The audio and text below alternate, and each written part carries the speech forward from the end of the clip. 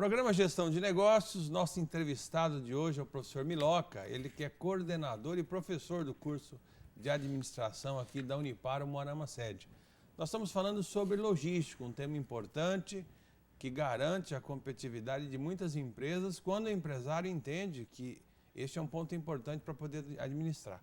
Professor Miloca, a gente sabe que existem custos na logística, né? Quais são os principais custos, chamados aí custos logísticos?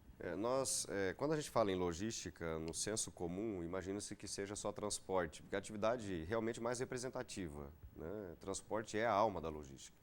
Nós temos outras atividades, como armazenamento e estocagem, né?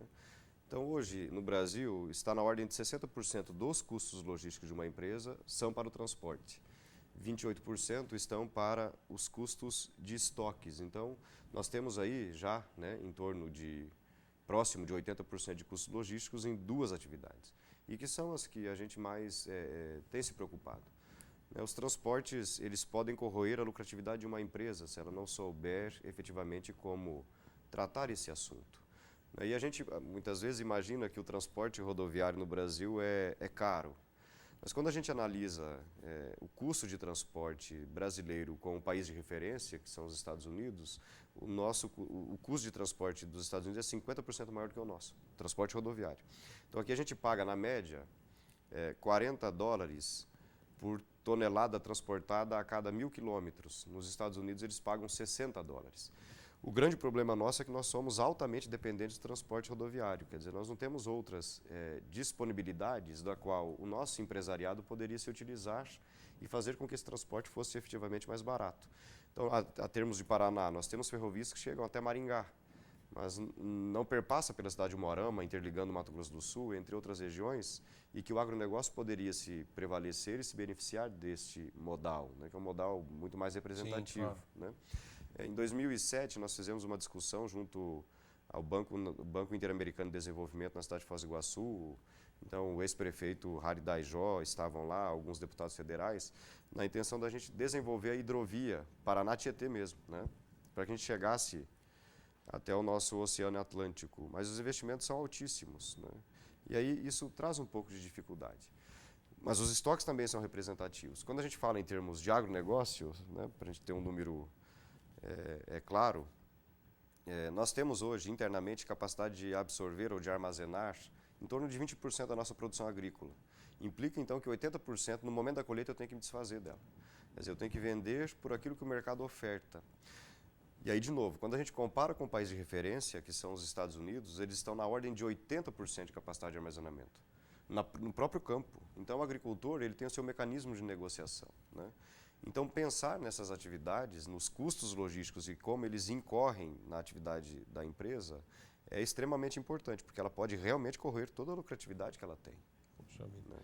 Eu não sabia que a capacidade de armazenamento era tão restrita no Brasil, né? Principalmente com relação aos produtores rurais que ficam refém, efetivamente, do mercado, né? Daqueles grandes compradores, que nós sabemos que no agronegócio existem os oligopólios aí que acabam manipulando os mercados e que acabam, em poucas unidades, comprando a boa parte da produção, digo Cargill, Bunge e outras do mesmo gênero, né? Agora, me fala uma coisa, como é que a logística reversa entra nessa discussão? Que a gente escuta muito falar em logística reversa, o que é isso? Para que serve? Qual é a importância disso para a empresa? A logística reversa tem sido um advento comentado ao longo dos últimos 15 anos. Ela é bastante recente. É o processo que traz, né, o retorno de todos os produtos que foram usados e que precisam ser ou reaproveitados, ou descartados, né, ou dados, essa descartabilidade, uma destinação correta, ou ele pode ser efetivamente reciclado. Então, é a preocupação que as empresas começam a ter para os resíduos, entre aspas, os resíduos do processo de atendimento desse mercado retornarem às suas origens. E ela tem crescido de importância, dado o aspecto e o advento ambiental, ela tem tido cada vez mais representatividade para o consumidor. Quer dizer, que a empresa apresente a sua responsabilidade com o recolhimento desses resíduos que ela apresentou. No Brasil nós temos dois casos bastante clássicos e que estão em pleno desenvolvimento e implantação, né? Talvez três, né? Mas o mais forte deles é em relação aos pneus, né? Que precisam ter essa logística de retorno para que eles sejam reaproveitados nesse processo e destinados para outro uso, já que não poderiam voltar a ser pneus, a maioria deles. Mas o CONAMA, já no final de 2009, instituiu uma nova lei, né? Uma nova regulamentação. No início, eram a cada 4 pneus vendidos, a indústria deveria recolher 1 pneu.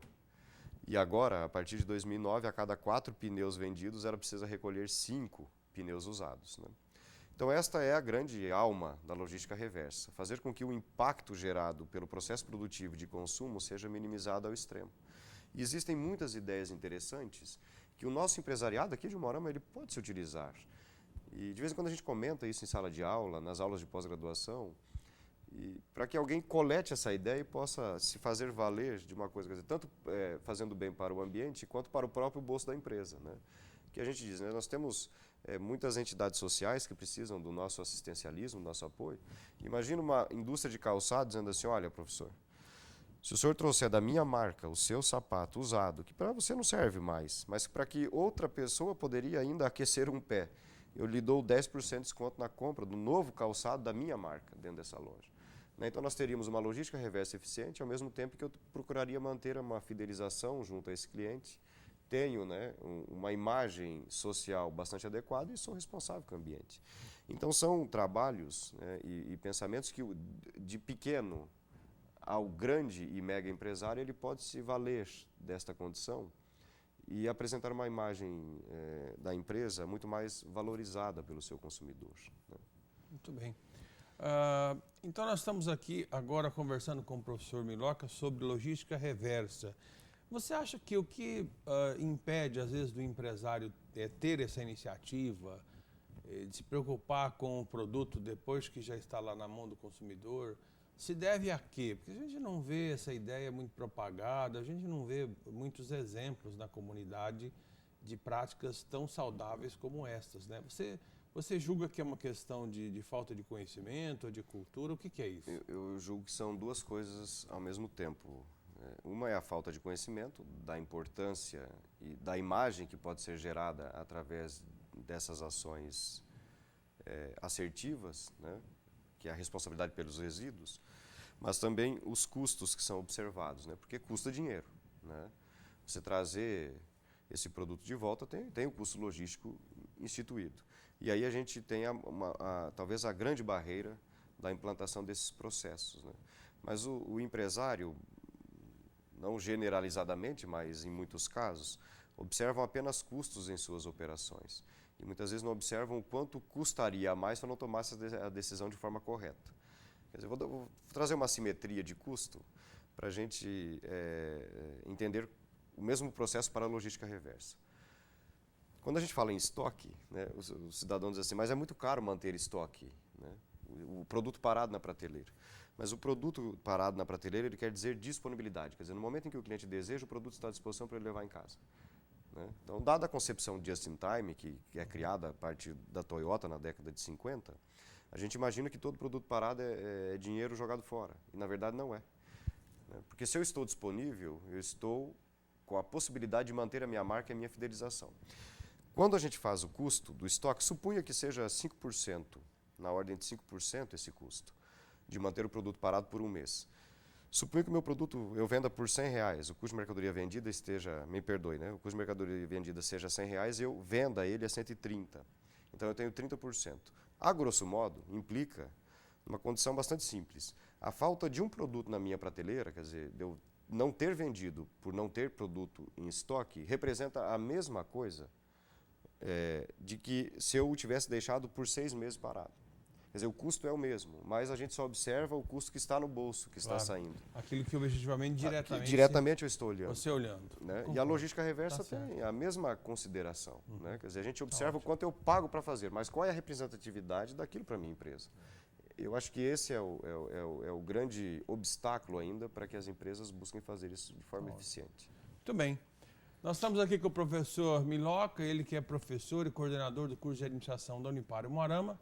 E o nosso tema é logística. Daqui a pouco a gente volta. Até já.